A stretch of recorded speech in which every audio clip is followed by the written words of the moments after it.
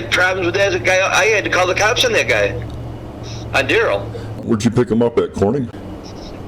He would either get down in Corning or he lives in Bath. You had to call the cops? Yeah, because he was coming to me all the time telling me he didn't have money for a ticket, and so I gave him a break a few times. Yeah. One night he was yelling at somebody on the phone and arguing, and if Daryl got on my bus in the daytime when he was going to work and he was sober, he was fine. He wasn't a problem. But at nighttime, when he would be waiting for my bus to go back home after he got out of work, yeah, he'd been in the bars, and when he's drunk, he's not the same guy when he's drinking. Most of the time, he'd come up to my bus with no money. He didn't have money for the ticket, so I let him go a lot of times because it was only to Bath and it wasn't a big deal. But one night he started yelling on the phone at somebody, and I had two mothers going to Alfred to see their kids, and I said, hey, you got to quiet down and stop using that language. I said, I got two mothers here going to Alfred. And he put his hand up and goes, yeah, okay, no problem. And 2 minutes later, he did it again. So I said, if we weren't so close to Bath, I said, I'd have you taken off this bus. So after that happened, he'd come up to me and try to get on the bus, and I'd say, if you don't have no ticket, you're not getting on this bus.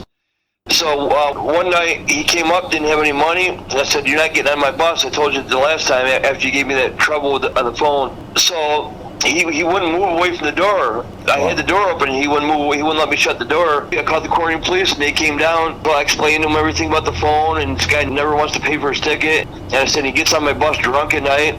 So the cop said, okay, if he's refusing to take you on the bus, so you're going to have to get away from the door. The other cop come up to me. He looked like he was important, like he looked like it was like a lieutenant or something. One cop was over talking to Daryl and said, you can't get on his bus, he doesn't want you on the bus. So the other cop come over to me, and he goes, you want to press charges on him? And I go, for what? And he goes, for obstructing public transportation. Yeah. Because he wouldn't let me leave. Yeah, he said, you want to press charges on him? And I said, no. I go, I don't. I go, I'm not trying to wreck this guy's life. I just don't want him on my bus. And I didn't want to get tied up with court and have to go to court and deal with all that. Was he saying anything? Well, he was trying the same old. He said he's just doing this because I'm black. I go, well, that's funny. I asked the cops. I go, do you know Marty, the guy that wears all the gold chains and everything all over his body? They go, oh yeah, we know Marty. I said, I never had a problem with that guy.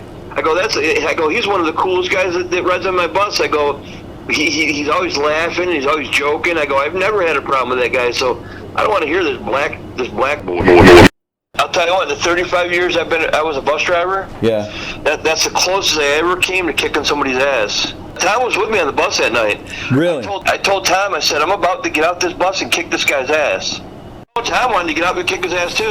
I had some country boys on my bus that were in the bar they were in the nickel with Daryl and Bath. Yeah. And these were some big old country farmer boys. They were playing pool with Daryl one night in the nickel, and he started talking shit, and they beat the out of him. The cops didn't do a thing about it. The cops don't like Daryl. They didn't do anything to the farmers.